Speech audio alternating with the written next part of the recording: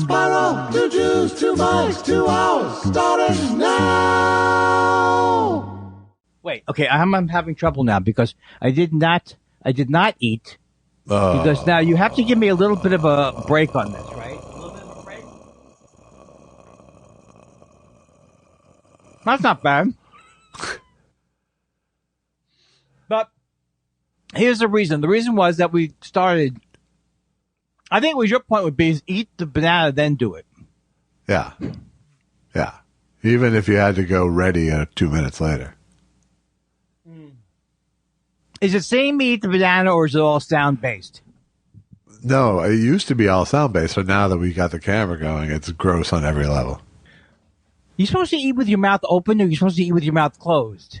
Which one? How do you eat if your mouth's not open? This is the kind of ingenious things I come up with.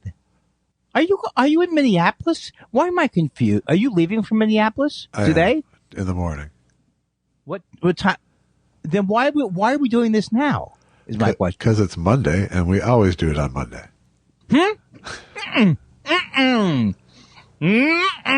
No way. All right. I don't understand your confusion exactly. Oh, because here's why I'm confused. We're doing it later in the day because I had a doctor's appointment this morning. You see my face? No, I don't, because it's off. I'll tell you why. Here was the bit I was doing. How dare you interrupt me? That's the funny bit, right?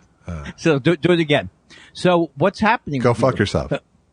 Yeah, it's exasperated, but your face is again off screen, so you're losing a lot. Why is my face? How big a camera do you need? Tilt down, Andy. There you go. Now I can see all your absolutely worthless mugging. Oh, that should have been a comedy album. Worthless mugging. That was that tweet about you under the bridge. Worthless mugging. Is that funny, Andy? People are calling. Is it funny? What if I died? Would my brother feel bad then? I don't think he'd have to ask if it was funny. No. Then it would be like, are you happy? I was actually mugged. It wasn't just a dumb attempt at a joke. Right. Okay, here's where the confusion was. I thought you had something like, it's 2 hours later. That's what confused me.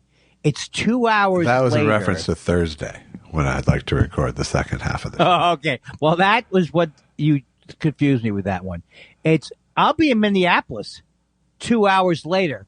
This is why I think that I am... In reference to the previous session, or Thursday as early as you can muster, I'll be in Minneapolis 2 hours later. All right, here you go. Okay, look. Can we do a weird schedule? Monday 1:30 and Thursday morning as early as you can. Oh, my God, this is boring. I don't care. As early as you can. I don't care. Oh, my God, I don't care. Also, oh, my God, I don't care. I'm not up for phone sex. Don't care. I'm not up for phone sex. I don't care. While I'm in Minneapolis. I don't care. I think you don't think you're funny. Sure. You don't think you're funny no matter what Monday you're saying. Is good. I hope I pass muster.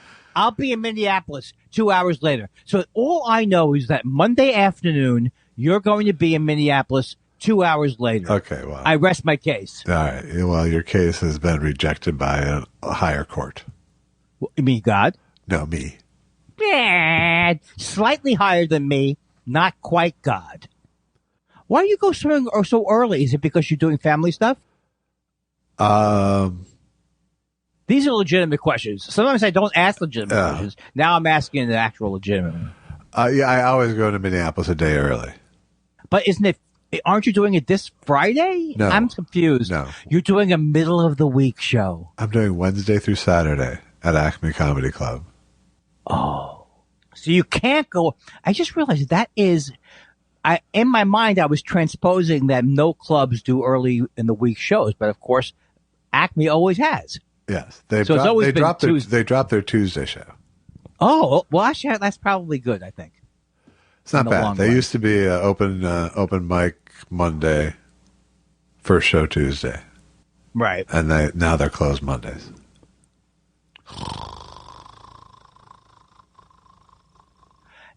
Maybe if you didn't evaluate after every single thing how fascinating it was, maybe you could accept that we're just having a conversation about regular stuff, Josh. Yeah, but you could accept that. I could accept but that, you but didn't. I couldn't accept it as a podcast. All right, well, let's go to the stuff that you've prepared then. All right. Okay, all right. Let's go to the stuff that you prepared. Okay. And take it away, Josh. It's snotty and loquacious in the morning here. Thoughts Spiral. Are you calling me snotty? Yeah, you were snotty there. And I was being prepared to be loquacious. Is that talkable? Is like talks a lot? Talks a great deal. Is that what it means, loquacious? Talks a lot? Yes. Yeah. Why do you go right to me being snotty? I don't like that. I don't. I did in that case, though. I saw what's wrong. I can't see myself in the mirror today. Oh, okay. Wouldn't you think that'd be better? You'd think so, but no, you seem to be insecure about it now. Okay, let's drop this bit about me not doing this well, because we know that I arrive here, whether it's 1:30, 10:30, I arrive here ready to go. I can show you right now. Where do you want to start? Intro material. Talk about your weekend. I saw even though it's off camera now, I saw the blank pages you were showing me. Yeah. Okay. Topics. List the topics. Talk about things that are. I don't even have the energy to make a list of things to think about outside the show. Well, I went to the doctor this morning. Old Jew Medical Corner. And was this to approve you going on a plane? No. I approved myself for that. I forgot why you went. I know you went there recently, so I don't know why you went today. Maybe it's not related to your leg and back. No, it was more of a blood pressure follow-up. Are you going to be in my? I know you don't like to talk about this, but are you going to be in my territory? Are you going to be taking things? I have been taking things, and we talked about it a while back. Oh, God damn it! Thank you for caring about me. You made that rule, though. We couldn't talk about it anymore, because otherwise I would be every week. I'd be like, "What do you? Have you heard about Metropolo? It's not bad." Well, everything's fine. The meds I'm on are doing their gig.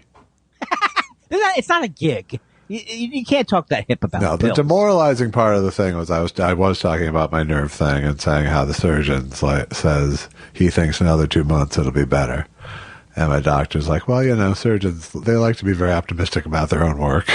And I said, yes, I know that.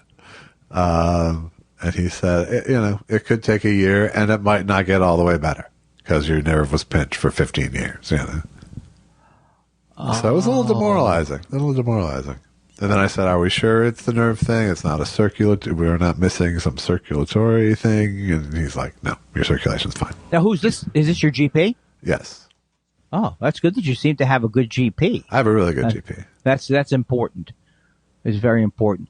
I didn't hear you say that maybe you did say a month or two ago that you were somewhat back, that you could feel the improvement, that you weren't in as much pain as you were in immediately after the operation.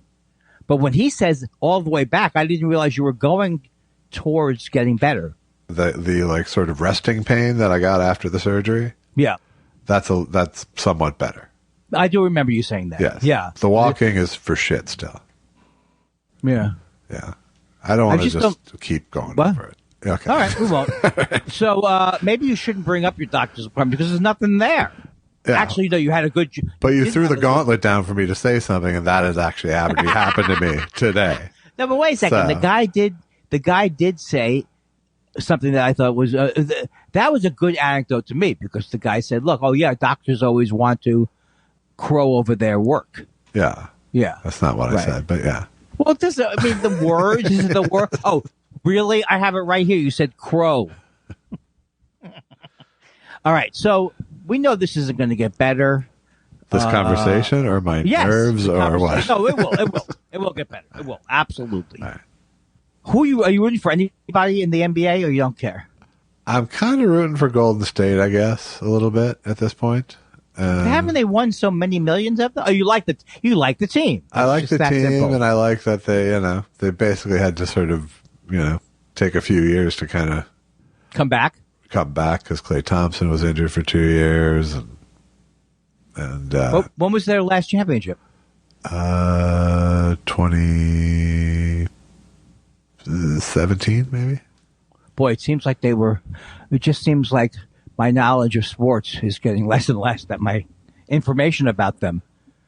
What I did with baseball, though, I'm not going to watch yet. I assume the Mets are going to win the World Series. They're doing very well, but I don't have the courage to watch an actual game. Yeah. Because then you get involved in the if they lose. Yeah, I don't, but I kind of go, and then I walk away and I'm okay. Yeah, but let's say the Twins, how are they doing? They were doing okay last time I looked. All right, if the Twins started to get in a hot run, you would follow it more closely. This is my compromise I made. No, I really wouldn't at this point. I'd notice, but I wouldn't start watching Twins games or. Well, I would watch the Mets vociferously. That's not the way you watch something. I would watch the Mets with great. I don't know. My whole feelings about sports have changed. It really was the whole world to me when I was a kid. Yeah, well, it was everything. That's about right. Not only that, I was going to ask you this. I actually thought I was, not that I was good enough to be a pro player, but that it was very important for me to be that good. Yeah. And so as I started to not be that good, just by God-given talent, right, it became very depressing. It became very depressing for me. Now I go, thank God. Thank God.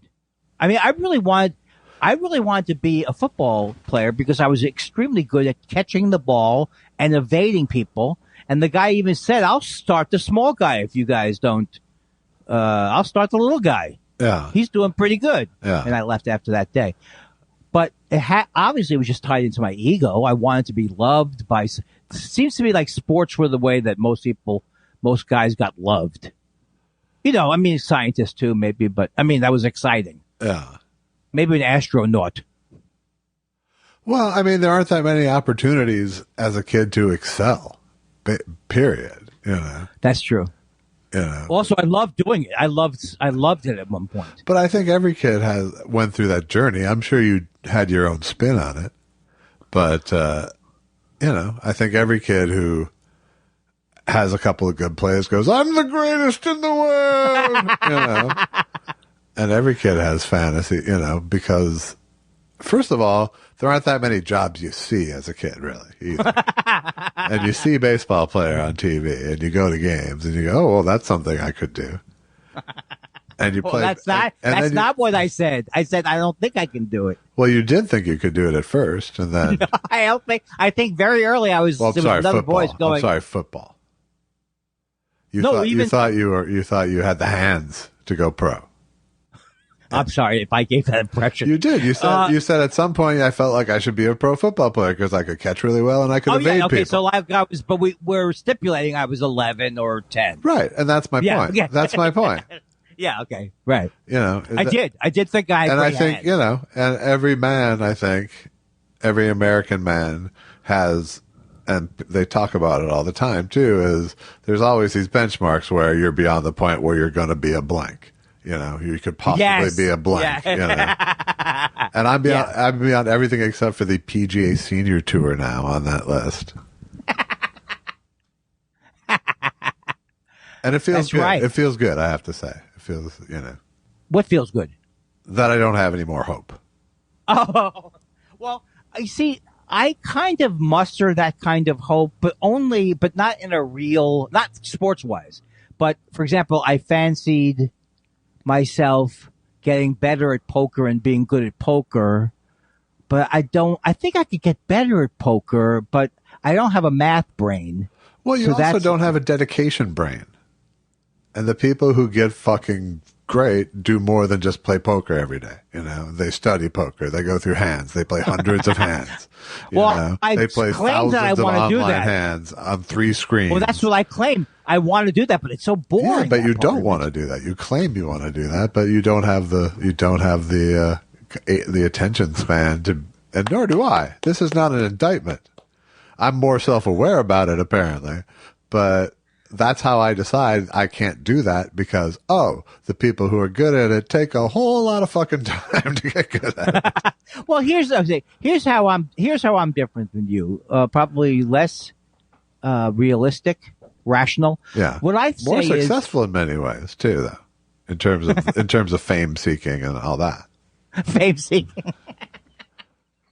Well, what I think is that I want to get as good enough at poker to enjoy it while I'm playing. Right. And that battles against my attention span, basically. Right. I don't want it that much. Poker's a terrible game for people with ADD, first of all. You think so? Oh, God, yes. Oh, because my mind is going to go, that's right. Yeah. Because it's the one game where self-obsession it's poison, because you're supposed to be thinking about what the other people have. Right. Actually, I think the one thing that I'm good at is kibitzing and kind of reading people in a very general way. But wearing them down is really what you're good at. Yeah, because it's annoying, right? It's annoying, right? So after a while, well, no, you see, here's the thing. I don't want people to think that just because my own, what is my own narrow-mindedness do to me? My own, what was the quote on Twitter today? I'm amazed. I'm sickened by my own narrow-mindedness. I'm exhausted from my own narrow-mindedness. Yeah. But that wasn't about, you aren't exhausted by your own self-absorption. You're exhausted by this was about thinking about others. Right. So if I'm at a table, I can get into performer mode, and I'm very engaging as a performer. Yeah, but people hate that. But people hate that at a poker table. No. Sometimes I'm saying I get into the territory where people let me in. I'm not being obnoxious. Yeah. We're all having fun. But then very quickly, I don't know enough to keep going. And I do love, thing is, I love playing poker in a casino. So I think that's something that was surprising to me as a human. Without getting better at it even. Just spending time. There's nothing wrong with that as long as you're losing within your means, you know. It's so funny. It's like I do have this thing that we talked about before, where I go. I feel uncomfortable playing poker in a casino. Oh, yeah. This is a weird thing. Well, first of all, I used to drink and gamble, which would be fun too. Yeah. When you're drinking and just fucking around. Sure. Well, now it's a whole different thing. I don't want to be around people that much. Yeah. But it takes that out of the equation. Yeah. Oh, take the, but the only way I ever won with real poker players in Vegas was fold, bluff. That is exactly right. I'm sorry I'm eating a banana again because I saw it over here. But that's why ultimately what I'm doing is no fun either. Because I'm just waiting for the chance to bluff. Yeah. I even like craps, but that's different. I never have been able to really get my brain around craps. Yeah, it's just exciting. It's the best movie gambling. How do you mean? I mean, if you're doing a movie scene about gambling, the crap scenes are always the best, as opposed to poker or blackjack. I didn't think about that. I would think like, oh no, we're back at the craps tables. But no, it does tend to be there's always drama. There's drama. Like if you're at there's other people, there's other people's welfare riding on your performance, which is nice of it. Right. Which is why Susan, I used to get, Susan would really crack me up because she would just like get mad at people. And I agree with her. Why are you betting don't pass? She'd say. Yeah. Why are you betting against the table? Right. Get the hell out of here. I think that it was kind of crummy when one guy's that they were like, I'm going to bet against everybody. Right. But it's a boring bet too. Yeah. But there's also just that factor in craps where you actually can let people down by losing yourself. Like not only are you losing, but you're letting a bunch of people down too. Yeah, well, that's the part that I have trouble with because I find it more nerve-wracking than being in a comedy club or anything. I really want to get on a roll. Yeah. I've seen people get on a roll, but then that's where the OCD gets it to you because you start thinking, what if I'm not going to reach the other end with the dice, which has happened? Sure. What if the dice pops off the table? Right. What if one of the guys goes, don't throw him like that, stupid? Right. What if one of that goes, hey, I take it from here or something? Yeah, there's a lot of scolding opportunities. Yeah, there really is. But mostly I just don't like gambling. Yeah. I really don't. I do love it. I love like slots. Digga, digga, ding, ding, ding, ding, ding, ding, ah. But how long can you do it? Once every few months. Every few months, I can't do it even. Yeah. I just played poker last week, but that wasn't gambling. But that's not real gambling. No. I know who you're talking about. No, with a bloodbath. With our is pals. A bloodbath. You lose $60. and poker's hard to. It's hard to approximate the sense of actual risk that you would have at a table. So when your friends are all getting together, you start to not even care after a while. Yeah. I think that's just from the jump in my case. I think that just reflects my general feelings about life at this point. Where like maybe early on you would say, like 20 years ago, I would say, oh, going to a party sounds like fun. Yeah. But is that what it's at? Is that what happens? You get more remote and removed as you get older? That's been my path.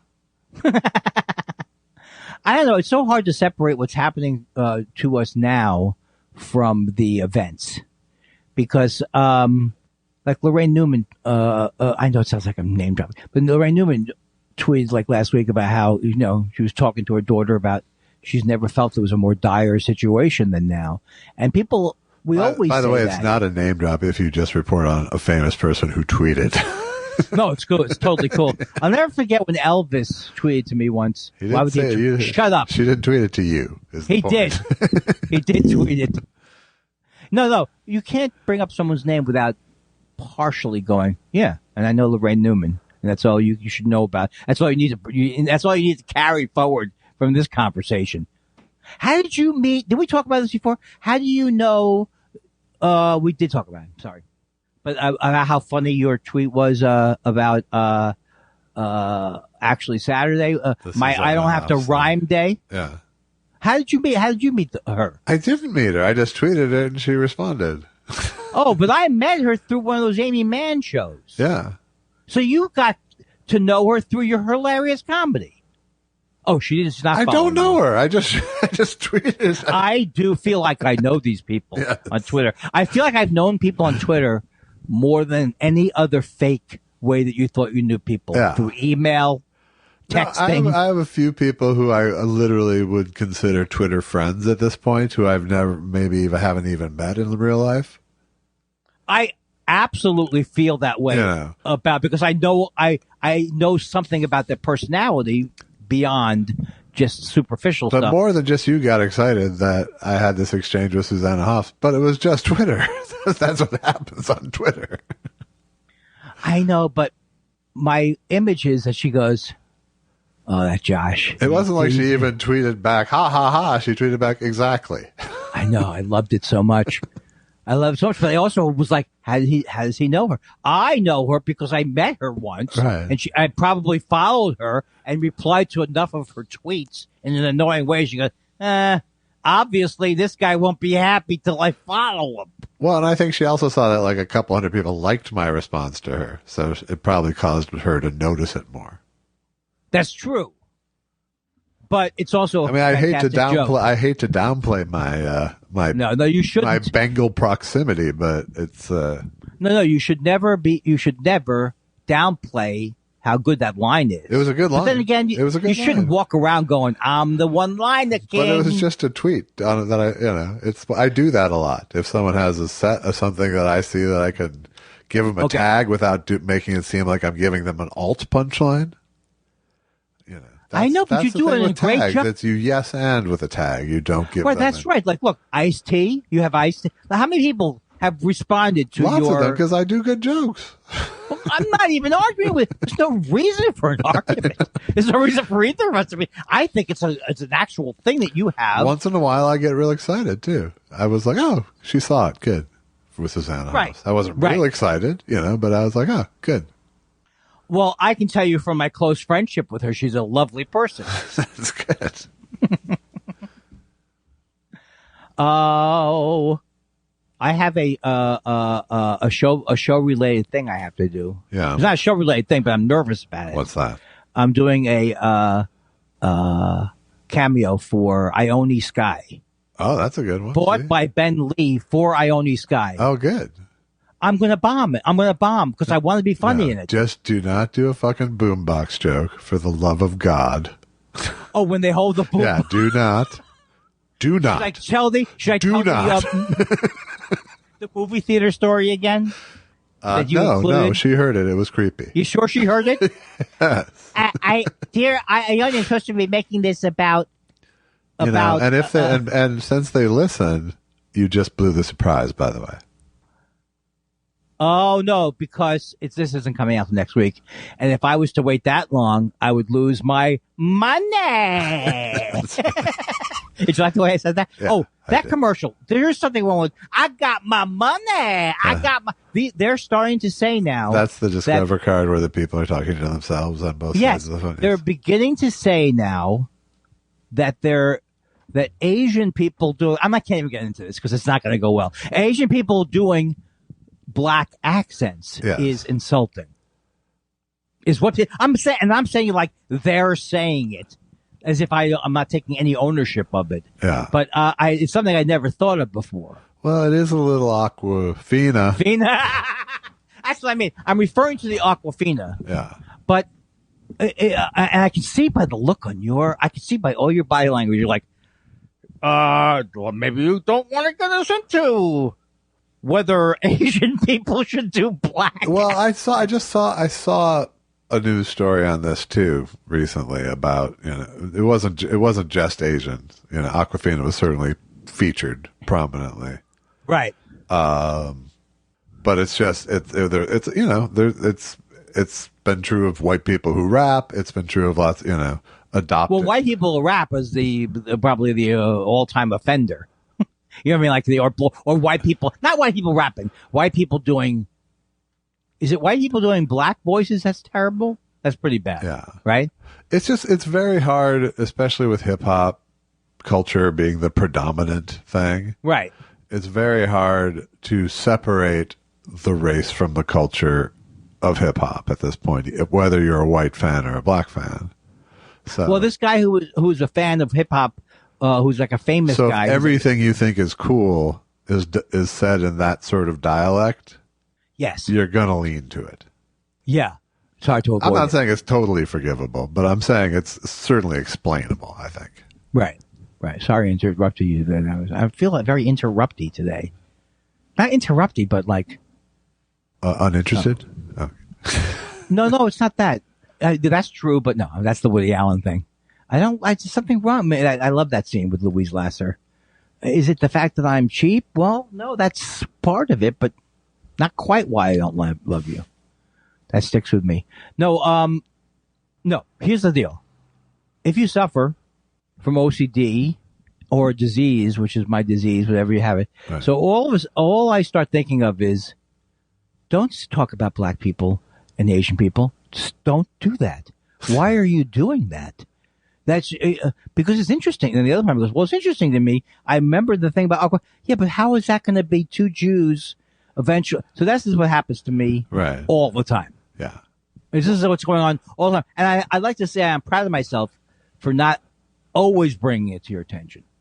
I'm a hero. Yes. And let me just say I suffer from your OCD as well. But... it was hard to get that joke because I thought you were saying something real. Yeah. For a second. Yeah, but I mean, I go through that same little process in my head of, well, black people are mad at Asian people about something. Maybe I don't have a pony in this conversation. Well, it's interesting because of my OCD disease, I can think of all these times in my life when it struck me that, like, for example, when, who's the guy? Larry Wilmore did his, Obama thing. He was and he must have been at the, White House Correspondents' Dinner doing it. Yes. And so at the end of it, he said, to keep it 100, and then he says Barry. He uses the N-word to describe Barack in that little thing. And then all of a sudden, there were this like, I can't stand him anyway. It's the guy from CNN. His name is Van Jones. Yeah. Yeah. he said, I will never go, he just came out on the, I will never go on Larry Wilmore's show. And that was, absolutely inexcusable. And then I came in and said, why can't he, basically, I don't remember what I said, but I remember afterwards saying, there's possibly something I'm missing about it based on me wanting to give Larry Wilmore the benefit of the doubt and my dislike of Van Jones. Right. Yeah. Yeah. So I don't have any point about it. I'm just saying this is where my mind goes, where I actually go, wait a second, maybe they're like, at first I was like, fuck you, Van Jones. But then it's like, I can't use the word. Right. So can I totally say it's okay for Larry Wilmore to use the word? Right. Why am I defending his side of it? Yeah. And that would be one of those, you don't need to have a take situations. Right. So here's the embarrassing thing, Josh. I did have a take. And it was embarrassing. I can't stop thinking about it. And so this is the healthy part of my life is just to go, can't go back in that. You can't go back on that thinking again. You just can't. No. You can't start thinking about that subject again because there's no winning. The subject is going to only be resolved by you saying that you're a horrible human being, a white, secretly racist human being, or worse than that, not worse than that, but just as bad. You shouldn't be commenting on race issues at all.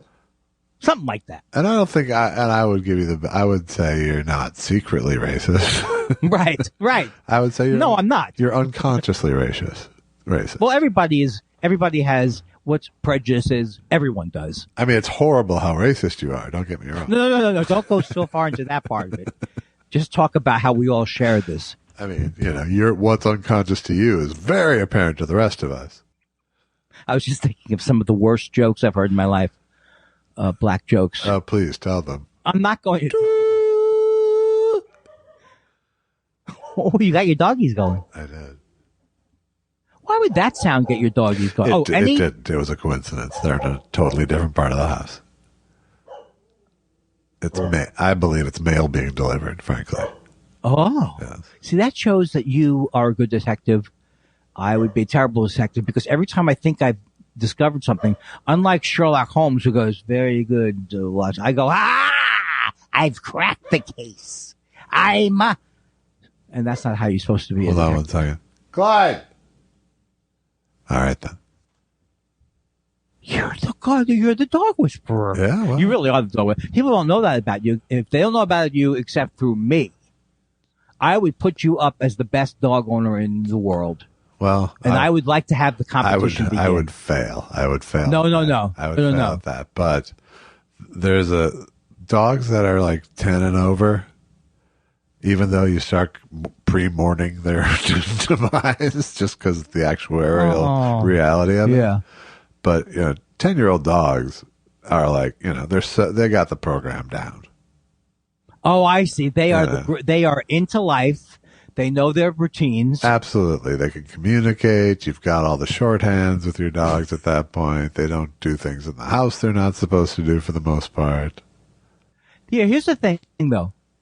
I want to get a dog, and Susan and I want one. But is there a way to get a dog that never has an accident in the house? Never.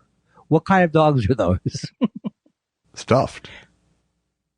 You just can't get away from the fact that, see, that's why I think if you have a house. If you get an older dog, there's plenty of dogs that are house trained. Oh, that's true. That's true. Have you had to house train a dog? I've had to house train all our dogs, yeah. Oh my God. That's, you should get an award. It's like even, I can't understand how you could do it even.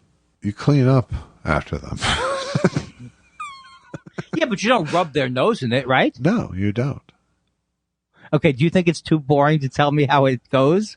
It's, it's scolding and redirecting. Okay. It's scolding and redirecting. But the scolding can never get... This is what I'm worried about with the scolding. I don't want my dog to think I'm unkind. So the scolding is... Well, to a certain extent, a lack of leadership is unkind to a dog. Yeah, I can see that. Because they need routines. And they tend to be, and the more chaotic the situation, the more they're looking for... What does he want me to do? My idea is like, if I got a dog and I saw that once it was able to push a door open, seems to be fine now. Right. I'll just give you some keys.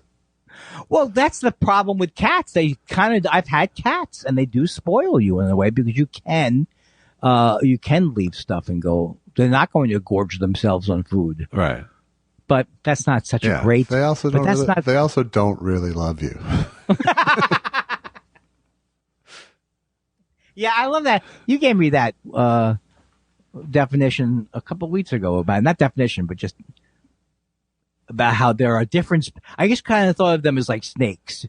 It's like having a snake, having a cat. They're like a completely different. Kind of, yeah. It's kind of. But they don't have a. They're interesting to watch. They're interesting to watch, and they do like they like this. They like to go. They love to get petted. Yeah, and that's enough for me sometimes. Right, but it's not a connection really. The petting with the cats is much. When I was on the LSD a couple times, I think I talked. Of course, there's exception cats. There's some cats that are very, genuinely bonded to their owners. Are you going to start to talk about your love of Garfield now? I think I've said enough about my love of Garfield for a lifetime. Did you see that one? Wait, does he like lasagna? Especially on a Monday, I can't do Garfield jokes. Does he not like lasagna, or he loves lasagna? Loves lasagna. Now, is that based on the guy's name is Jim something? I think Jim or McKay? John, I think. Oh, the guy who writes it. Yeah, I can't remember. Okay, and so the idea about why we're supposed to like Garfield is that someone has had a cat that eats lasagna. Is that it? Because mostly cats wouldn't care about. No, lasagna. I think the lasagna is just a symbol for excess. For really, is Garfield okay? If you were on penalty of death, explain me in more than one sentence Garfield's personality. Could you do it? Garfield's got the whole situation under control. Garfield is, Garfield has an owner, but he owns the owner. And he's got a stupid foil and a dog called Odie. Does he live in the same house? Same house, yeah. But the dog is the simp. Some idiot. He's the simp in this story. He's always a second late and $1 short. Absolutely. We don't have any. How come we don't have any sympathy? What people like dogs? How come they don't like Odie? I think they like Odie. Because I love the way Odie's no antagonist. Odie, if anything, is a victim. I love the way you can get your mind. This is what's good about a. This is what's called emotional yes-anding, Andy. No. I think it's also the difference between your mind and my mind. Yeah. Is if you were to explain to me, if you said to me, now Andy, you tell me what Garfield is, I would just go lasagna, Mondays. I'm just saying your analytical mind is better at summing up, seeing what the formula is. It may be. We've already established this. Yes. Like, for example, when you're watching... I'm an analyzer. You're a knee-jerk reactor. That's right. Like, I had a joke. You're not Formula 1, you're Formula 2. It was weak. Yeah. All right. That just tells me something. I'm Formula 409. You know who I have mixed feelings about? Everyone? No. I don't like you at all. No. The Sophie. No, the plumber. What's her name?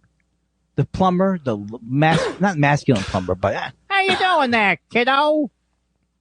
She was the famous. Is this from the 60s and 70s plumber you're talking about? Yeah, she looks like a little bit like the coffee house. Was it like Alice Ghostly or something? Or yes, exactly. Yeah, exactly. Aren't we glad now I got back into it? Yeah. Reminiscence, man. Hey, who remembers Slinky, right? Who remembers it, right? And it would go, and it would always mess up. Huh? Who remembers Slip and Slide? This guy does. He's still got a rubber burn on his back. Hey, ladies, are you ready to play Twister? That got me a laugh till age 15. Really? No, maybe 12. Just that you were doing Hey Ladies at that age. I've been reading a lot about Harvey Kurtzman.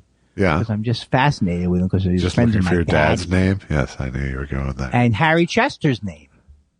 Who's Who Harry was Chester? Harry Chester was Harvey Kurtzman's production manager. But then I read an article about how he was the person behind Monster Fonts. I know that I'm fascinated by continuing to learn about his life because of the connection with my dad. Yeah. But then, of course, I also love the subject matter. So, Right. Although I don't think, I really got into learning about Harvey Kurtzman, but I've never could go and read Mad Magazine's cover to cover, even though there's great stuff in it. Yeah. Well, then your studies will never be complete, Andy. Let me see if I can bring up something that's interesting. I had to have seen something this weekend. Selling Sunset. I watched the whole new season. Yeah. I watched the first couple plus episodes of the 3 Mile Island documentary on Netflix. How is it? It's okay. It's telling the story. It's not. It's so far it hasn't been. So far it keeps moving forward rather than, doing the multi-episode doc regurgitating. Yeah, that's one of those things. I couldn't watch it because I remembered the first time around, and it was nerve wracking. Yeah, but you say you remember it the first. It's the same thing with the Lakers thing. It's like you were so into it, but there was no internet. You didn't talk to many people. You read a news article once a day, and maybe listened to the radio. But you were I was so in the middle of it. I watched the Lakers because I lived in Los Angeles. I watched almost every game when they were on top. Like the show's not about every game. It's really about stuff that's not happening that they made up, not have seen. What did they made up? Right? In many cases in this show, yes. They get, but you wouldn't know. You would not know that they made it up for the most part. Oh no, you can't sell me on that show. There's so many shows. I'm not selling you on that show. I'm selling you on your attitude.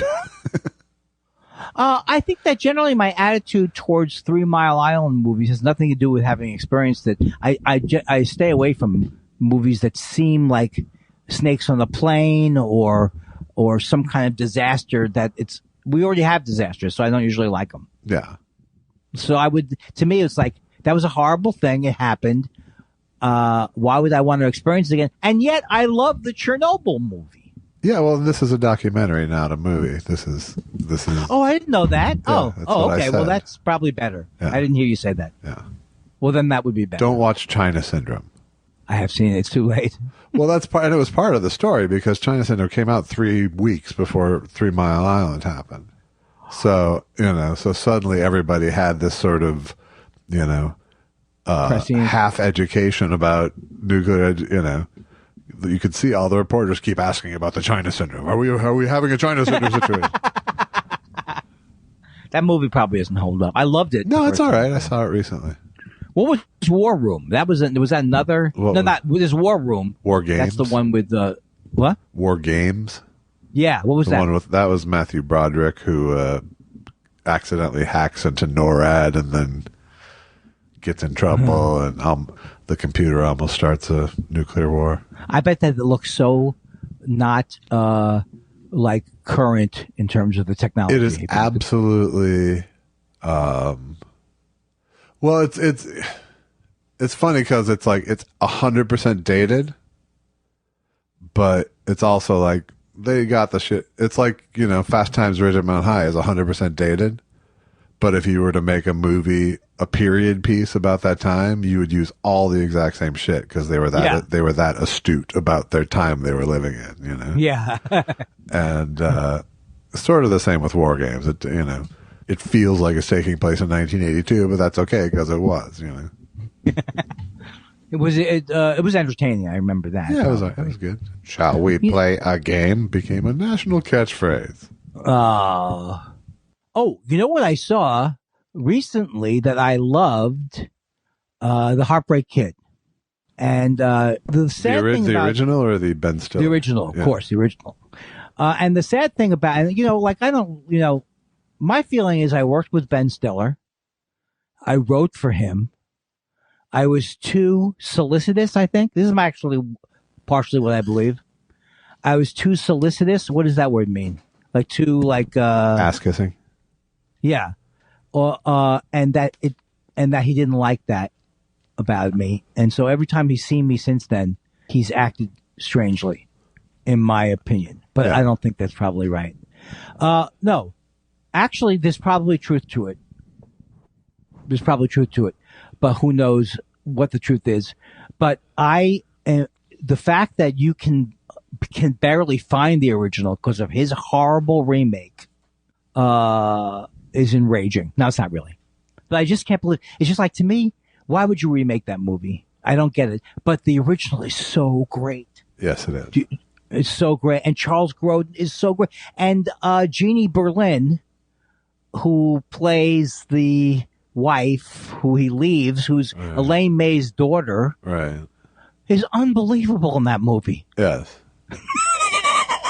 And Susan hadn't seen it either. And it's almost like if I said to you, we're going to watch that movie again, you wouldn't want to watch it because it's so uncomfortable. That scene is hilarious. It's so hilarious where he's breaking up with her in the restaurant. And he's such a terrible person in that movie that it's hilarious, Charles Grodin. Yes. It's like The Graduate. I know he was up for The Graduate, so it's hard not to think of him in there. It's kind of like The Graduate, but it's funnier. Yeah, it is. Yes. It's probably not as good a movie. Well, no, it is a great movie. It's an excellent movie. I think that's accurate. I would say Heartbreak Kid is funnier, but Graduate's a better movie. And I was thinking, of course, you always think, it's Nichols and May doing their movie, so you can kind of see why they'd have some crossover in terms of sensibility. Yeah. But just the idea, that reminds me of that reminded me of a who did Portnoy's Complaint? Philip Roth. It had that feeling to it. Yeah, mid-century disenchanted Jew is the vibe. Yes. Yeah. And even though The Graduate didn't play Jewish, even though it was a wasp character played by a Jew, but yeah, he doesn't come off Jew. Does he come off Jewish in anything? He doesn't even. Well, he comes off as Jewish, but the situation he's in is waspy Beverly Hills. Yeah. I don't think William Daniels or his mother are meant to be played as Jewish. Right. Because they were trying to cast Robert Redford for the role, and in the book he's a total waspy kid. And you enjoyed what was that book about Mike Nichols? It was a Mark Harris book about Mike Nichols. Oh, okay. Biography. If I don't take another bite of the and it's good. It's good. It's worth reading if you care. Yeah. Sorry to interrupt you, but if I don't take another bite, I'm going to faint. I would say take 2 bites, and then you're not right on the faint line for the rest of the day. That should do it. As I don't think I'm going to be eating any bagels soon. I think that's good. I think an occasional bagel is perfectly okay. I think a bagel-based lifestyle is a mistake for someone with type 2 diabetes. It is, but I'm beginning to think I don't really crave. Some of the things I crave in the morning are good. I love eggs. That's good for you. That's not too bad. I don't want to talk to you about this. You're Mr. Egg White Omelet. I'm Mr. Don't Eat Breakfast. Well, you got it, but you couldn't be me with that because you would faint all day. Huh? Well, how about you? You have something in the morning, right? I have coffee. That's not food. See, everyone's different. Everyone is different. Like to you, you probably get up. You can't even think about eating breakfast. It doesn't appeal to you. It does not appeal to me. Oh, I start eating early in the morning. That's been true most of my life. I love it. To me, it is the greatest meal. I remember when we went to Kilkenny and we had those Irish breakfasts. You get sick of them after 2 days, but at first you're like, oh, you'd like to live there where they have the sausage and the potatoes. Well, are potatoes healthy? They're okay, right? Not if you're avoiding carbs. No, but I'm saying as healthy. Are they healthy carbs? Maybe I'll just go to the dietitian and stop trying to get all the information from you. I made the appointment with the dietitian, so good. I'm 1 month out. Excellent. And it's a Beverly Hills dietitian. So that's the best kind. They know what I'm doing. I hope I don't get there and they go, you have to have quinoa, then you have to have kale, and then you have quinoa in the kale, and then you go to sleep. I don't think they will. They might suggest those things as sources of the things you need, but you can find others. Because I told you I got sick of eating cereal, thank God. But now, if I hadn't gotten sick of eating cereal, yeah, I couldn't eat cereal because I can't eat the oat cereal without some kind of sugar. Yeah. So then forget it. I'm not going to eat oats with stevia. Why? I just don't like oats that much. So that's the point. It's more the oats than the stevia. I think maybe if I could get used to eating Cheerios. I used to like Cheerios a little bit. Yeah, I plain. don't think Cheerios are such a great thing for you, though, still. Well, they say the heart healthy, but I think that's... Yeah, but I think they're also carb heavy. I think if you want to eat oats, you go for oatmeal. Also, why don't you just kick me in the face? I used to go to summer camp. Right. It was the worst oatmeal. It's either that or... Don't kick me in the face. All right, then get some oatmeal. Oh, my God, terrible. Oh, and the only kind I could eat was... But if you're basing your opinion on oatmeal on summer camp oatmeal from the late 50s... No, I've tried it since then. It's just really horrible. Susan likes it. I don't know. It's like if things get into a certain consistency... Yeah. Like, that's why I don't like lima beans. You don't like lima beans, do you? I don't hate lima beans, but I don't seek out lima beans. If you did, that would be one of the best addictions to have because they're easy to get and nobody else wants them. I like most beans. I don't like green beans very much. I do, yeah, I make a really great green bean. I just made it, in fact. It's green beans. You can make it with lamb, but I make it with bacon. It's green beans, bacon, and tomatoes and onions, and we love it. Well, we love it. But I know that green beans in general that might be something the dietitian broaches is stop adding bacon to your vegetables. Well, you gotta. That's the only time I eat bacon right now is for that dish. I was just kidding. Don't worry. Oh, you can't get me with kidding because.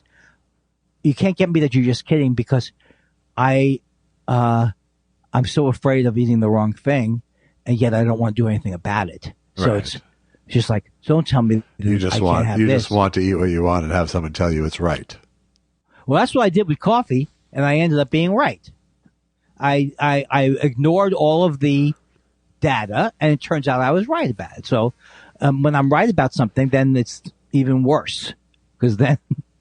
I'll be even more stubborn about it. They told me coffee wasn't good. Now they say it cures diabetes. I guess I have to get rid of... I pretty much have gotten rid of all sugars. But I don't know why I'm talking about this. I'm very sorry. I apologize. There's no reason why. Don't hang up on me now. I think you could hang up on me soon. I probably But if you hung up on me now... I'd love you to rally first. Yeah, that would be better. That would be a lot better. You know what the thing is? There's so few things you can talk about anymore. We don't want to get into the... That's not true. There's a universe of things we could talk about. That's true. You're right. No, but here's the reason why it's hard. Because the things that are happening are always so overwhelming, like that it does feel... Any time period you live in, there's trouble. But there is more trouble now than I ever remember it. So it is hard to get it out of your consciousness a little bit. It is. And then it's not interesting to talk about because it's topical. Well, I don't think we have to be non-topical. I think our point was to be non-political. And that was specifically a Trump-based decision that we made. Oh, that's right, because it just got very just frustrating. Because everybody who was talking back then was talking nonstop about Trump. Well, what about this part of our show where we used to, people loved it. They go, what'd you do last weekend? What'd you do last weekend? Or, I can't wait till Monday. I gotta tell Josh about this great chicken I had. I think I have the wrong idea of what would make a good show. Well, I think it's hard to have a good show if I keep talking to myself. It might, if you were... I'm encouraging a hang-up in a way. You are. No, you're daring a hang-up. No, don't do it, because what if the next episode of the show we don't have enough? It could be. Could be. I'll be in Minneapolis for that one. And we're going to be talking about your.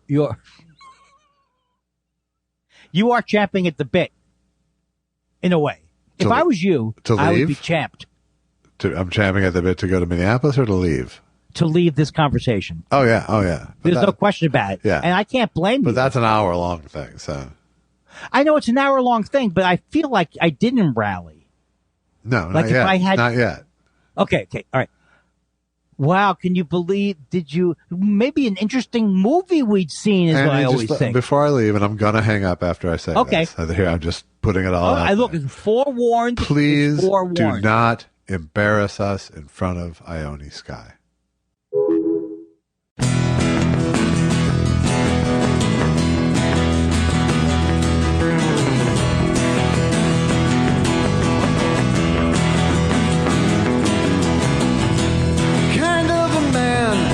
What kind of man we can't be sure of yet? The kind of a plan, the kind of plan that leaves out all the sweat. It's your life, not mine. The sound of advice is like a chalkboard on your spine. But I hope you get everything that you want. Do everything that you should, and I hope the world is gentle when it teaches you what I never could. The world is real, though it may seem artificial, I'd agree. Hey, where's the appeal in mingling with all that mediocrity? Well, it's your game to lose. Nirvana or hell just depends on what you choose. But I hope you get everything that you want. Do everything that you should. And I hope the world is gentle when it teaches you what I never could.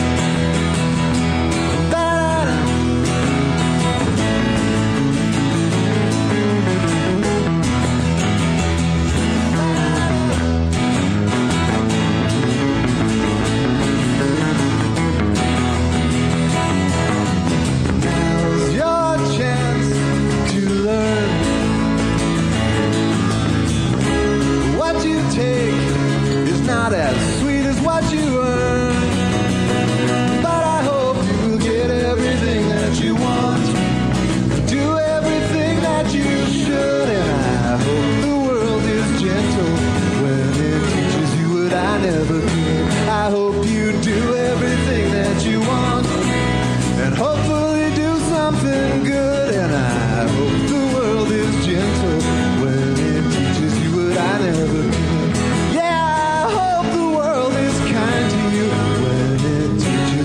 I never could.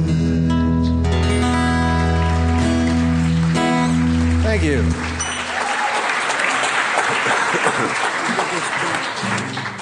Did you just spill coffee? Yes, I did. All right. This is going well. This is going really well already. Yes, I did. Oh, no. Oh, no. Oh, why? Why? Why? I know. Just bring the mic closer to me.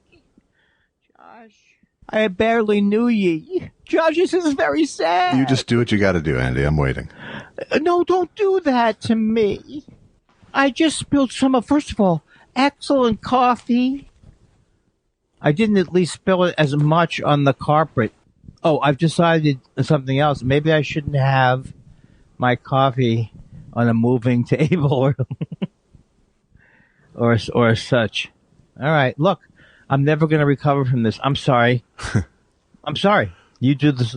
You do what you need to do. I'm just going to look for little downcastedly. Yeah. Right. Okay. Now. All right. You okay now? I make. Well, how's the joke go? Are you comfortable? I make a nice living.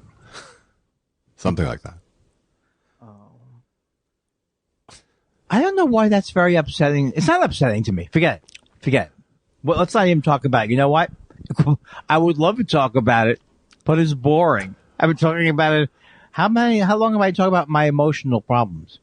Well, the ones that stem from spilling some coffee aren't very interesting. I will give you that. No. I'm not interesting.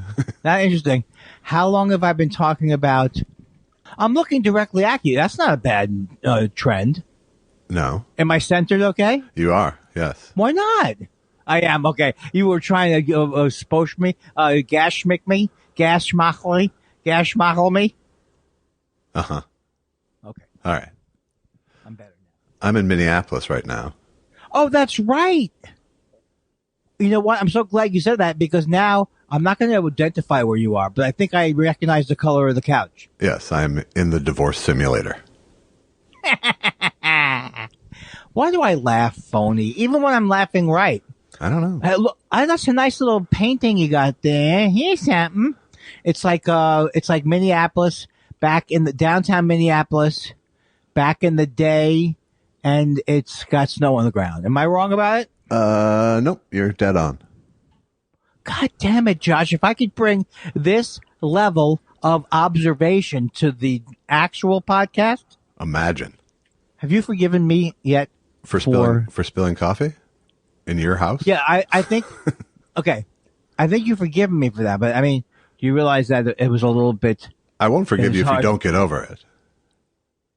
You won't forgive me? No, you have to shake it off. What kind of a psychiatrist are you? Well, you don't even deal with the difficult cases. I told him if he does it 3 more times, I'm not going to talk to him anymore. Friendship over. Oh, wait a second. Are we good? What do you mean? Audio on the sound? Yeah, we're fine. Yeah. Oh.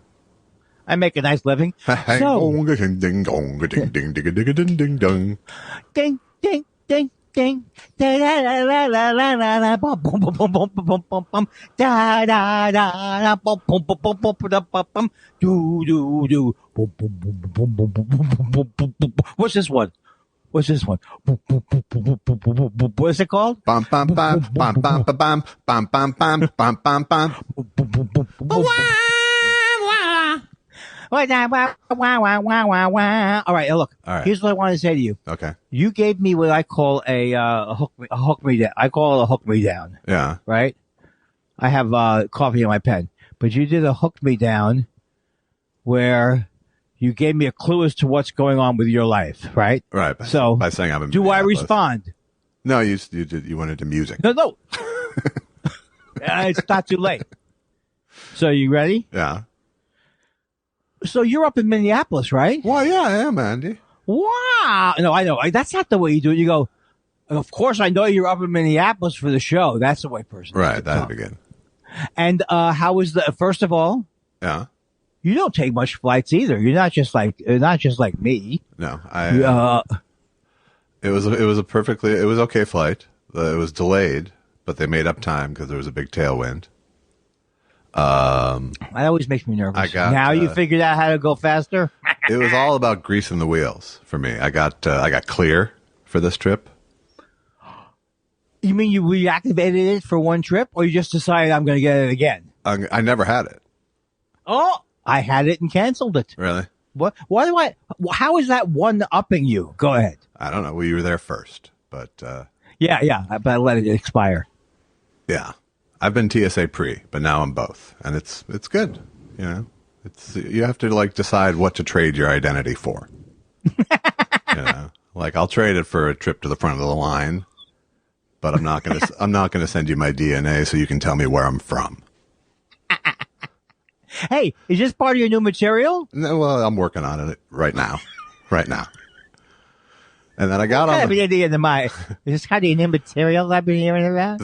I don't know what's material and what's funny notions still. I still don't know. Right. Because we had 14 or 15 people at the show last night because there was a huge storm and a tornado warning. And, which was hilarious because for 30 years, it's been like a joke that Acme's where you want to be during a tornado. because it's a fucking stone basement. So that was and literally like everyone's phones, with the emergency alerts went off on everybody's phones. And it was like, and almost just as immediately everyone went, yeah, this is exactly where you should be in this situation. This is the best place. That's it could really be. good. And moved right on. Yes. For those 15 people, there really is no better way you could have waited. What's it called? Wait out the storm? Yeah. Rode out the storm.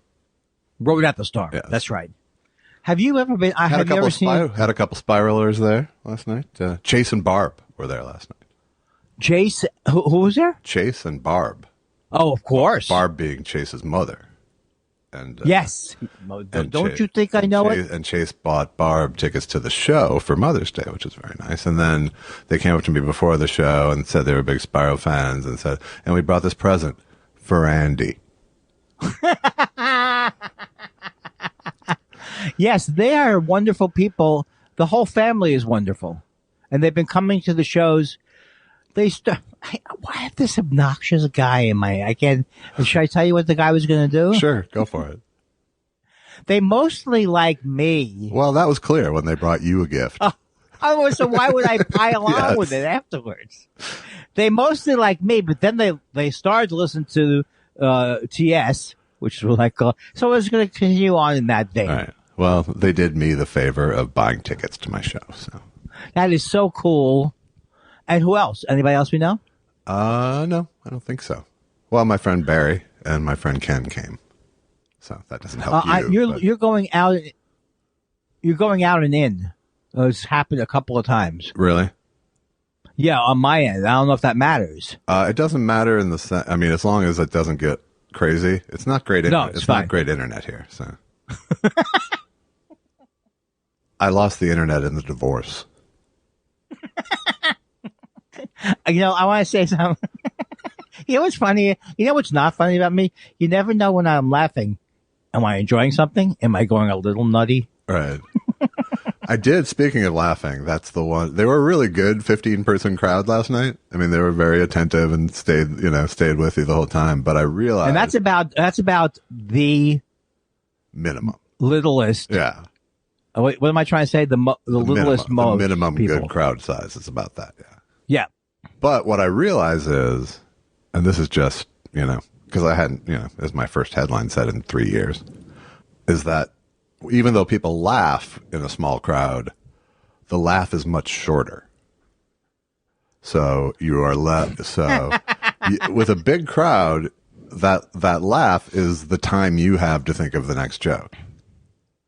Right. That buys you time. That laugh. I've never had that. I'm hearing this for the I'm first explaining time. it to you. Yes. Good. Yeah. Sounds very confusing. But it's like when it's like ha ha ha ha ha, you're back in silence, and suddenly the pressure is on again. Even though the joke worked, it's as if the joke failed because now you're in silence. Trying to think of the next and you thing. don't have the buffer. You got to have that buffer, and you haven't performed in a long time either. No, it was a rusty set, but it was all right. It was fun. And you kept saying to people, "Hey, look, would you prefer to be out in the tornado?" That's how I would have turned on them. The other people. The other good thing about my flight is I literally lived a metaphor of our current society because I sat down in my seat and the guy comes, basically the two of us in our 2-seat, where I was in first class, we got there at the same time, basically. We were both like, "Hey, how you doing?" But, and then we both sat down and turned on our monitors, and I turned on MSNBC, and he turned on Fox News, and it was fucking over. It was like the Cold War set in. And I was even sitting on the left, and he was on the right too. So it was just like this perfect thing. And you look at the two, it's like even just looking at the two visually, it's like we are not getting the same information as people anymore, But when you first met, that first second, it was fine. Yeah, we wouldn't have known. We had no idea why to hate each other. It would be like two unknown comics meeting. If it was in Coach, there would have been an arm wrest fight. It was. Is it almost like here's the thing I can ask because this could be like a documentary about going on the road. Neither one of us have been on the road for a while. Well, you have. Okay, but pretend neither one of us have been on the road. Right. So I'm almost like doing a documentary about what it's like to be back on the road. Did you get up there and even more than the normal first day of a show, you say, this is what I always go through. Why am I here? Is this what it was? No, that usually sets in like Saturday afternoon for me. When I'm like, all right, I've done the shows now. Now it's just like I have to kill 7 hours until I have to do it twice more. Well, what's not fair is I usually don't feel that way going into Acme because I know everybody there. Right. But so that's actually a big advantage. But if you're going all of a sudden into a string of one-nighters. Yeah. No, I would not be able to explain to myself why I'm there if I was doing a string of one-nighters. I would not have an answer for myself. Nobody's masked, I'm assuming, right? Not a lot of mask action going on here now. Are they in the They're living all in like, denial? well, we always get really sick once a year anyway. Oh, man. But I don't know what my weather jinx is here. Last time I was here, we had a fucking huge blizzard in April when I was recording my album. That's not possible now, right? Well, that was April, and this is May. So I was like, okay, I'll do May this time so I don't get bad weather. And I got a tornado. It's frightening to me. See, that's where like my hometown, I looked forward to snow or anything because we so rarely got it. But in your town, you really could feel beaten up by the weather, even if you're a sturdy person. Yeah. No, this is the home of seasonal depression. In fact, I bet it was discovered up there. It was. Or Alaska. It was at the Mayo. Alaska. It was at the Mayo Clinic. Oh, is it because it's the best clinic in the... No, just because... No, I didn't have the punchline. Boy, I realized early on there. Here's another joke I came up with. Here's two things I came up with. No. I still have that written down. All right. Now, is there anything else that we haven't covered? I know I'm doing it awkwardly, too. But here's my new thing. I've made a big breakthrough in therapy. Uh-huh. I haven't gone yet. Oh, yeah, I went this week. Right. And now I'm filled with love. Well, that's good. And I'm making the whole thing I'm making up. Oh, I'm sad now. You really made a sad sound. Oh, you're joking about being filled with love? Oh. No, I don't know. I do feel that way, but here's the way I feel when I'm on the phone with you. Yeah. So please don't take it personally. Okay. It can't have anything to do with you. It's irrelevant. It's not irrelevant to you, but often I'm struggling from, why can't you just listen like a normal human being? Oh, I wasn't listening then. Well, then listen now, fuckface. Right. No, but I can't. Isn't it just as good to tell him that I'm not listening? Yeah. No, that's the oldest shtick you do, fuckface. I'm talking to myself. I hope so. That's the oldest bit you do. Is the self-analyzing bit, Andy. Everyone hates it, and you hate it too. Can't you just be a normal person? Like, pretend that you're on a regular phone call. You haven't spoken to Josh for a while. He's out of town, and he's reconnecting with you. You know who totally digs this shtick of yours, though?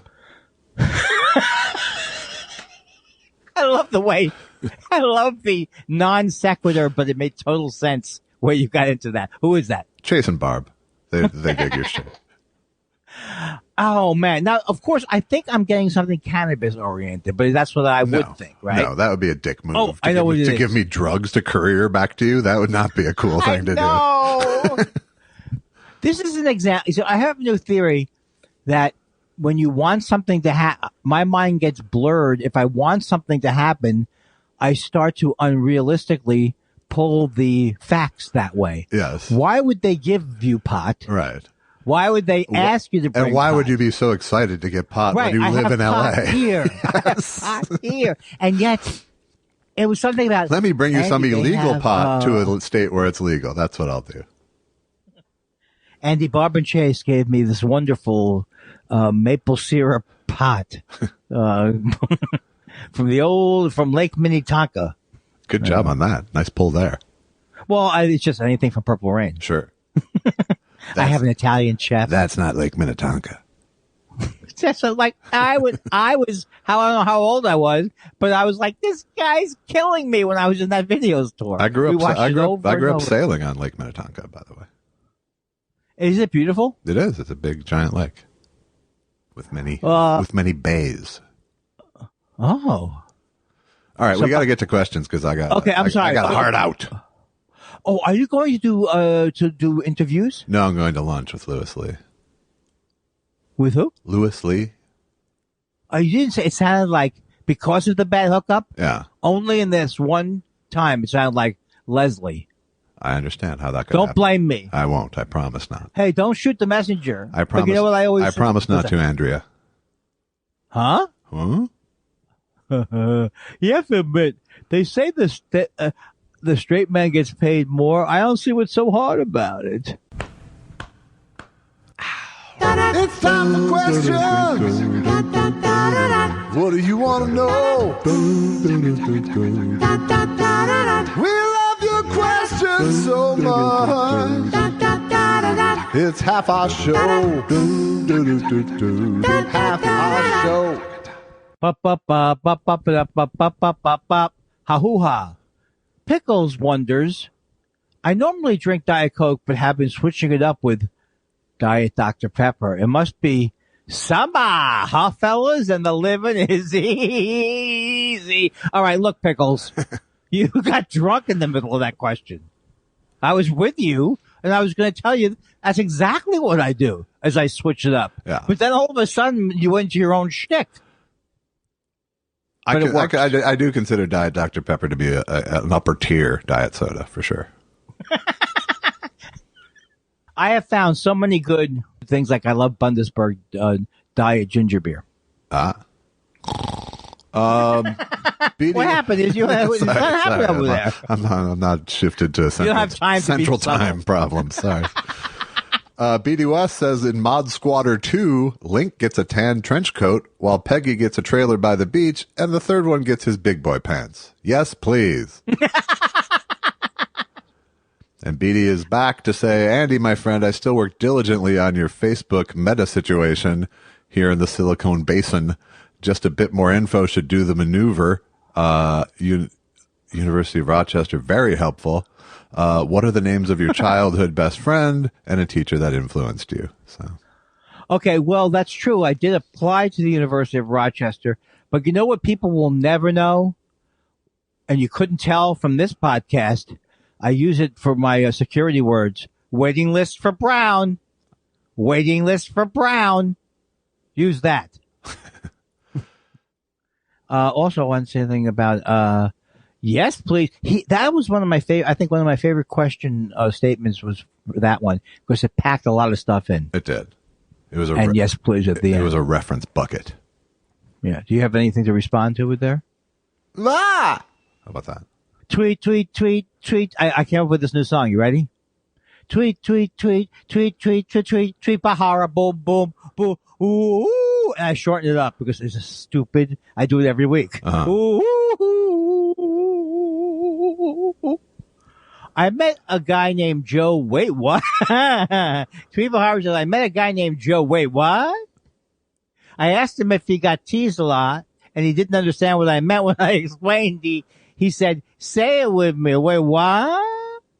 Wait, what? And, you know, I was watching that new Sherlock Holmes yesterday. It's very, very good. And there's they have a recurring, what's the line that they keep saying over and over again, Josh? Elementary fuckface. Wait, Watson?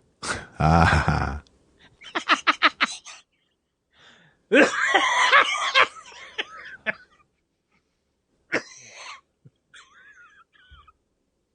Sorry. I was just thinking about that really asshole interior secretary from the 80s. James what? James what? I knocked my own headset off my head. That's a pretty good one. It's funny that you knew the interior secretary from the 80s but didn't know the joke I was going for. No. That would have been... No, because my mind... I know you told me that my mind is... like a flexible, like a rubber band. Sort of, yeah. I think silly I putty. swear to God. Silly putty is what I said, actually. I just want to say I'm obsessed, and I want everyone to be obsessed with this. There isn't one Prevagen commercial where they tell you how long they took it for. They say about 2 years, about 3 years, about 4 years, about 5 years, and every time, commercial over, right? How long have I taken? Let me think. Ow, it's not TV. It's those commercials that get me. It's not TV. It's those commercials that get me.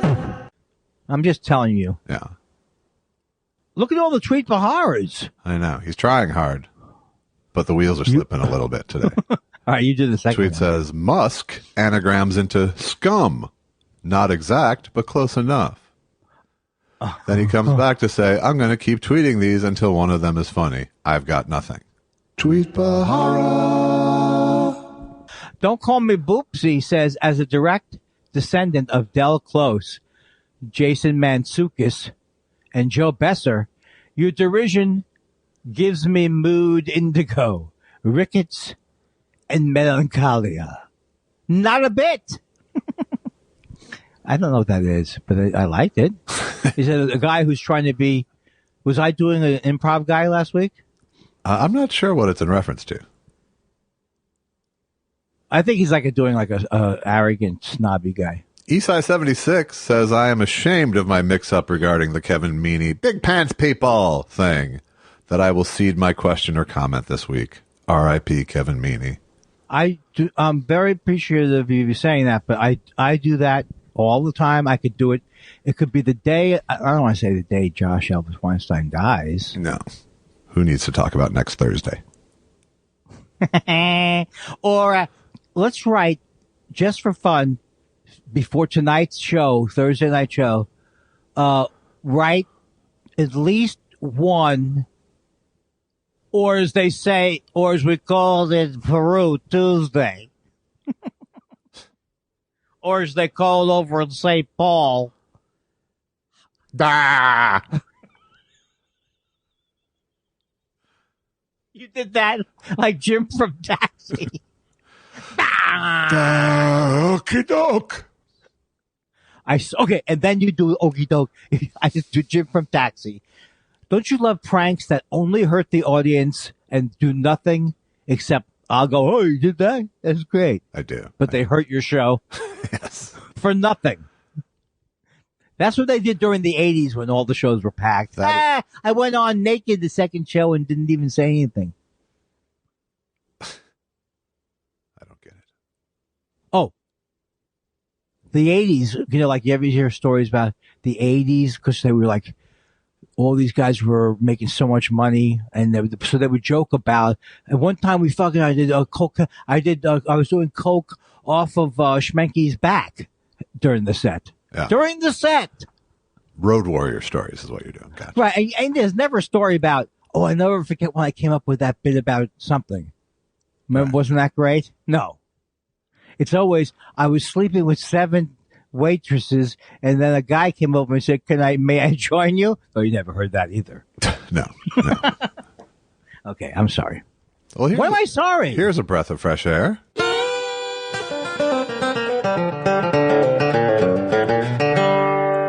Michelle Wise Carver.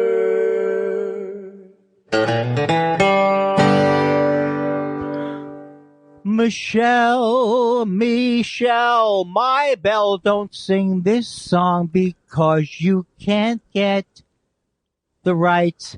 Can't get the rights. Yeah, I've stopped worrying about that so much, as people who've listened to the show the last couple of weeks can attest.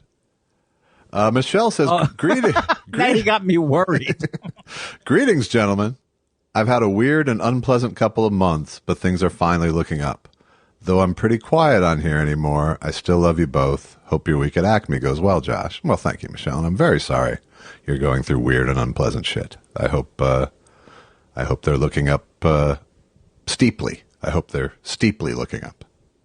I too wish you all the best always, but just to show you how Michelle is different from me, Did I ever come in and go, look, I know that did I ever say, Josh, I'm having a terrible time, but and then we called 3 things about what you were doing? No, never. Never. I wouldn't even know what you were doing because I would be so upset by what was going on with me. And that's what makes Michelle Wisecarver a wise carver.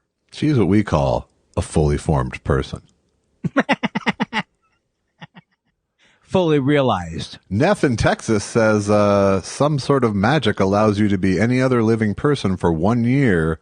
Who would you choose to be? Lots of love, Neff in Texas.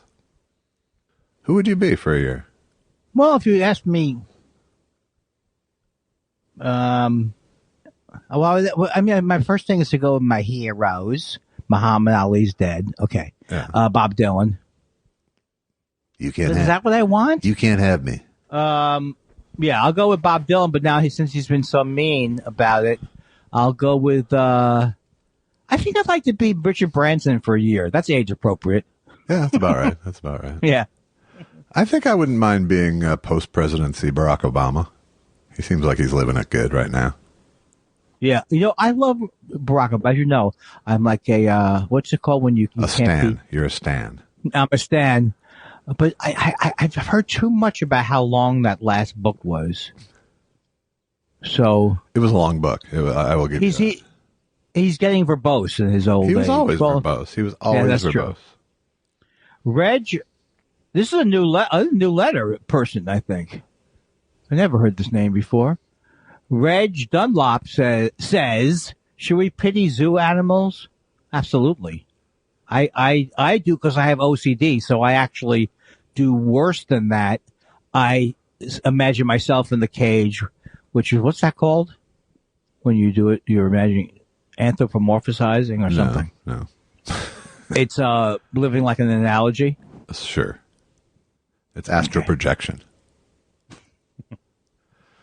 I just thought of my wedding night. I don't think all zoo animals should be pitied. I think there are some zoos that provide good lives for animals, but I think there are certainly plenty of zoo animals that should be pitied. Why do you always? He always says it better than me. I always get off onto that. I get my emotions in my way, and all of a sudden my kishkas are overflowing. Christopher Citro. You know what I was going to say? I was going to go, no rules, and then I blew it. Christopher Citro says, 19th century writer.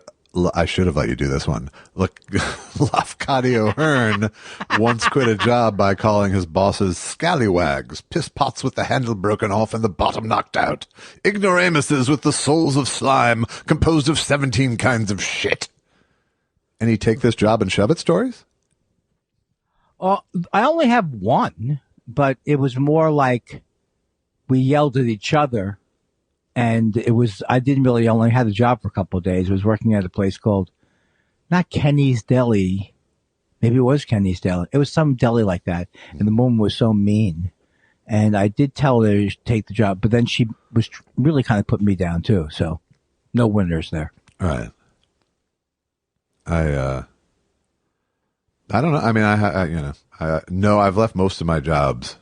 The ones that I actually left, I left, pretty calmly, but at the end of Mystery Science Theater, those were bad days for me. Yeah, but not the end of the show. The end of my term there.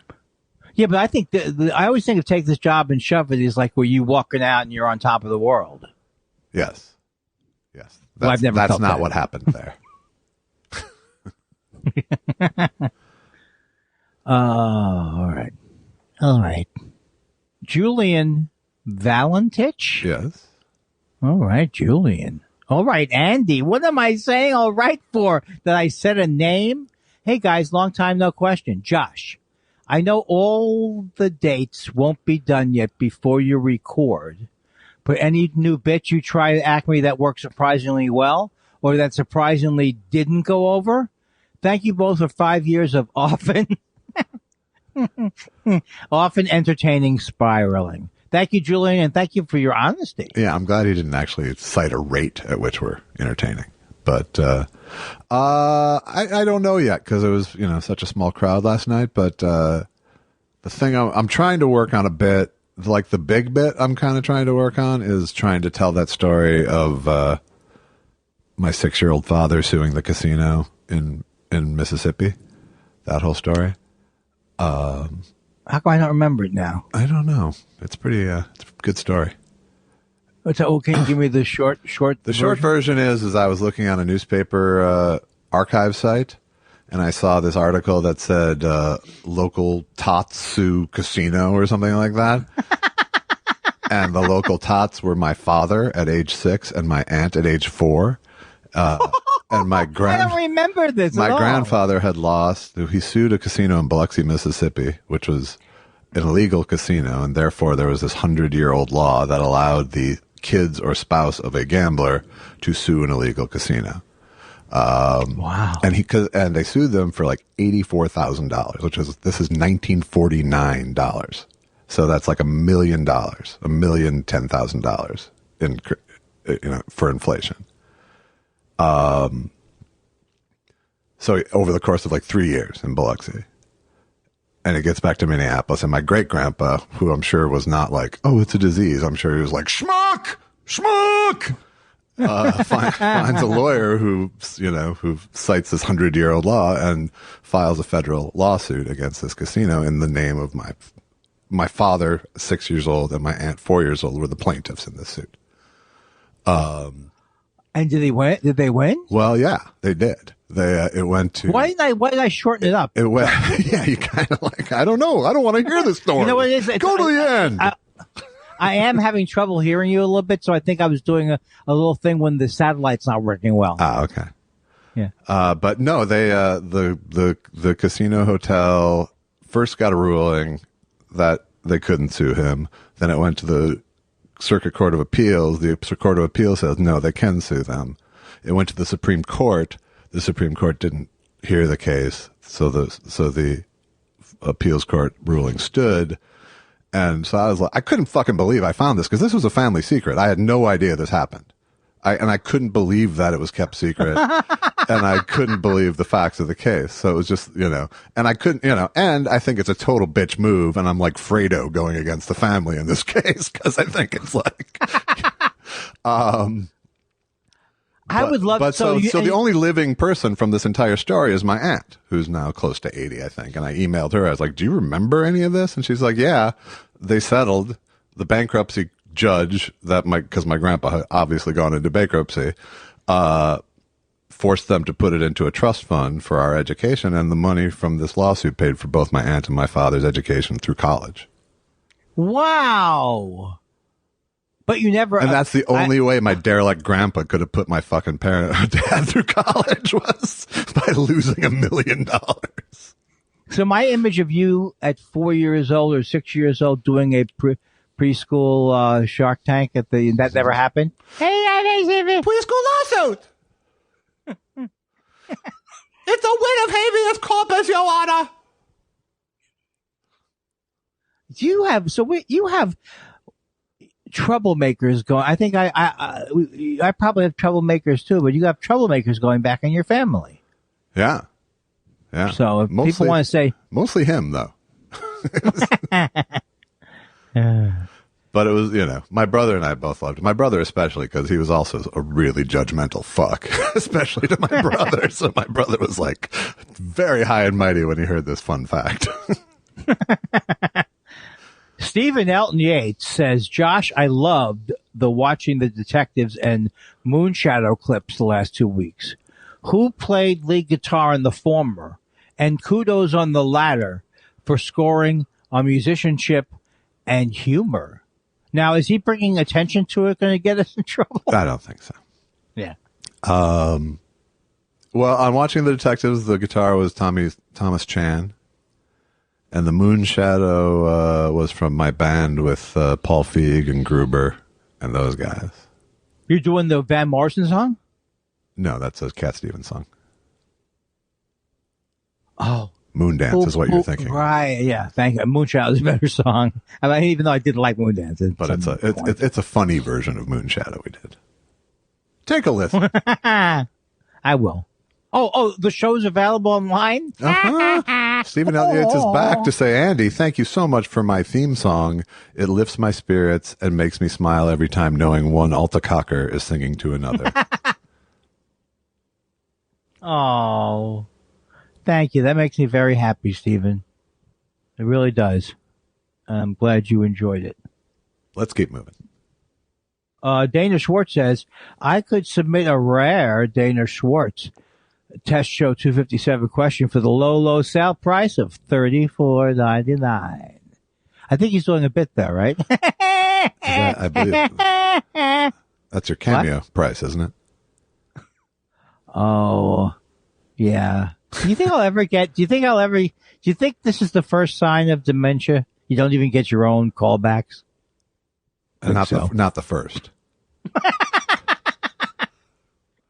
Richard Cole says, what's your favorite Nicolas Cage movie? Yeah, I like that one too. Mine is Raising Arizona. Well, I think hands down. Yeah, that was great. Although I thought he was also very good in Moon Shadow. No, that's Moondance, Andy. Moonstruck. Moonstruck is the name of the movie. Yeah. Yeah, he was great in that one. Wasn't he? Oh, yeah. Yeah. Yeah. Okay. I'm sorry. Yeah. You giving me a look like I was wrong, totally. Which I can't take. No, he was really good. No. Jay Kogan, our friend Jay Kogan, says, what's worse, emotional prison, intellectual prison? Which is something I said last week, that I'm in the intellectual prison, you're in the emotional prison. But it sounded douchey now that I think of it, that, the intellectual prison. But actual prison is the third option. So yeah. Let me start over. What's worse, emotional prison, intellectual prison, actual prison, or those professional party dancers that force you to have a good time at some kid's bar mitzvah? Also, when you say Jen, please occasionally say Kirkman for clarity. By the way, I think she hates me. And then the two of them got into a discussion online about Jen doesn't actually hate him so much as doesn't remember him. Jen gets you. She always she assured him that if she couldn't both hate him and not remember him. Man, this is deep. Yeah. I don't even have any of their questions on my timeline. That's why I did the hashtag, because Jay mishashtagged his, so I put the. Gotcha. Do you remember when Jen won Miss Hashtag? I do. I do. Yes. It was really great. Well deserved. Well deserved. Do you remember when I won best cake at the thing? I do. Well deserved. Well deserved. Huh? Carpe is. I think it's Carpe Noodle. Carpe Noodle says, do fans ever bring gifts to your shows? Boom. Paula just happened last night. Yeah. Just happened. They don't bring them to me. Paula gets Paula gets Pop-Tarts. Paula? Poundstone? Yeah. Yeah. Gaffigan gets Hot Pockets. I'm sure he loves that. Next time I go to one of Andy's shows, I'm going to bring him a third thing. I would love it if it was just like a pillow that had quilted on it. Yeah. A third thing. I don't. People don't bring me shit as a stand-up at Cinematic Titanic shows. We got stuff from people, and we got a lot of fan art from people and stuff. I've gotten fan art. The first times I got fan art, like once on Minneapolis, I got fan art, and I was so distressed by it because it was after, it was only a couple of years ago. So I was like, where am I going to take my little picture of Mort? How am I going to get this home? I only have my little bags. Yeah. What kind of person thinks like that? Well, that's how I feel about toting your fucking present home. Did they give you a large thing? It's a little big. It's a little big. It might not come in the original packaging. Oh my God. Why? Now you're going to alienate me. I told you, Chase. I don't want a large stuffed animal with a thing. With marijuana in it. AJ says, I don't know. He's replying to a lot of things. Should I even get into that? No, Okay. You can go. You can just read it. Which comedian is in the most physical danger who doesn't deserve it? Interesting. Who deserves it? I believe Andy perceives himself to be the comedian in the most physical danger at all times. Well, yeah, that's just a sickness. But But the speech is over now. No Right. more speech. I know. I know. Do you still feel relieved? I do, actually, yeah. I didn't have that brand of venom in me this year, really. Not worth the money, not worth the money. Well, we did that. It wasn't worth the money. Boom. Bandicoot? I haven't gotten calls from people. I haven't gotten calls. Where is Andy? Where's Wendy? How come? People crying. Nobody even knows I was on the road 2 weeks later. All right, sorry. Go ahead. That's all right, no problem. Bandicoot B says, being you guys are both musicians, did you ever try to incorporate songs or instruments into your acts? There was a time when telling jokes to basic acoustic rhythm guitar was all the rage. Of course, humorous songs during your act count too. I never actually got to the point of having any music, like I have like, singing impression things occasionally, but I never had a guitar in my act. It's such a huge decision. I've brought a guitar on to do, If you do it. like when I did my show with Bliss or something, like I've brought it on for like special self-contained little things, but it's never been part of my act. No, and also when I started going on the road, that was during the time period where that was considered very hacky. It wasn't considered like Fly of the Conchords. No, guitar. It was just like guitar acts and prop acts. There was it's just like it's like you can only have words, man. Yeah. So, Tape Man X2. Here's my attempt to get Spiral famous. Hope I'm doing this right.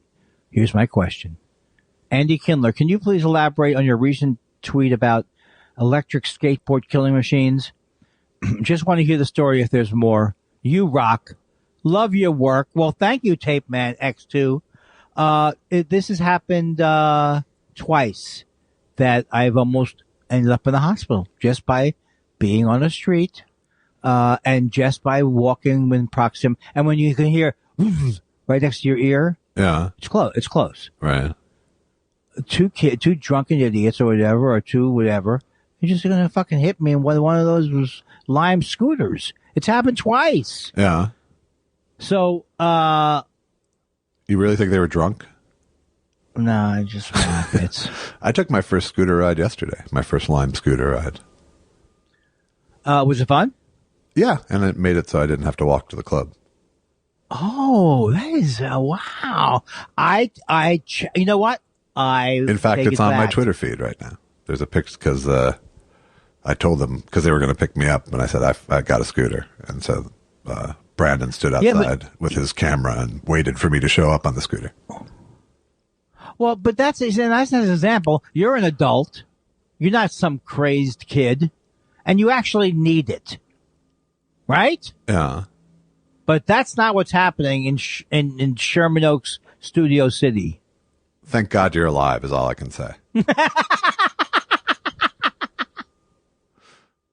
God, when you sound like an old man, there's no way to soft pedal it. No matter what the topic is, you still sound like this. And these little street urchins, these drunken street urchins almost killed me. Although I will say, please, more cars without mufflers. I was wrong about that. It really is fun.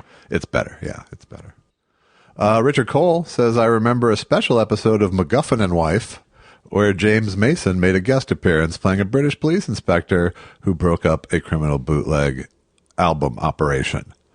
Are there other 1960s and 70s James Mason television credits? Richard Cole does a little ass. He covers his bases there.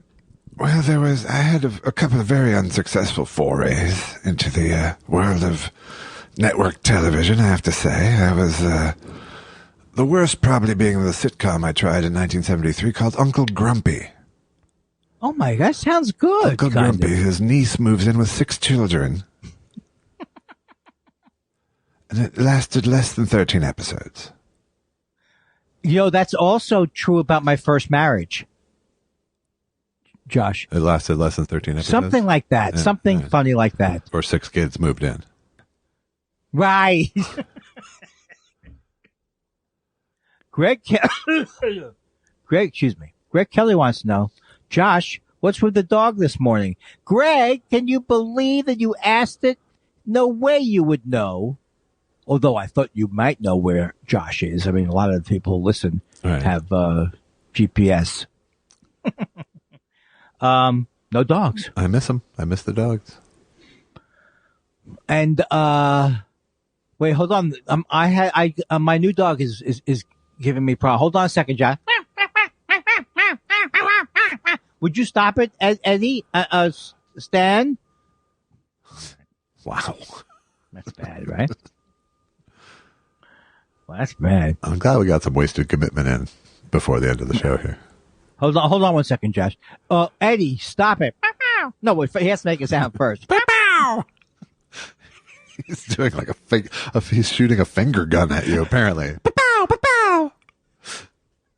The laziest impressionist. Hold on 1 second. I'm having trouble. Larry, Edward, what are you trying to tell me? I'm hungry. I'll read the name here. You're going to add, I'll read the name. Yeah, you should because you're on the road. I'll read the name. You read the tweet. Jason and the J-Sets Parton says, oh, thank you. Thank you. You could catch, as we used to say in the business. True story. We hired a new guy at work, and he told me today he's taking medication to help his memory. And he cannot remember what it's called. I'm sorry that we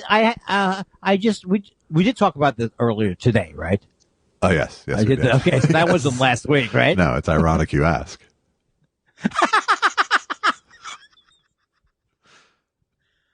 I don't I don't want to close out with this, but I just have this thing about these. I think if they do come up with a great brain pill, won't it sell itself? You'd think it would. This can only work. I'm not saying it can only work through the placebo effect, right. But if you're spending $20 a month on brain splash. But then again, everyone thought cocaine was the perfect brain medication at one point. So. Yeah, but at least that did make you feel good for 20, 30 seconds. Right, until you wanted more. Give me more. Give me more. Josh, I'm not going to even hang up on you. No, you should. I've never have. You shouldn't, especially before we, promote our money-sucking... if you want to, let's see if I could do a plug. If you want to do the thing, go to buymeacoffee.com /Thought Spiral. /Thought Spiral. You can still get Hence the Humors available. Chunks coming to a chunk near you. Brought to you by Hard Out. Not worth the money, not worth the money. Well, we did that. It wasn't worth the money. Boom.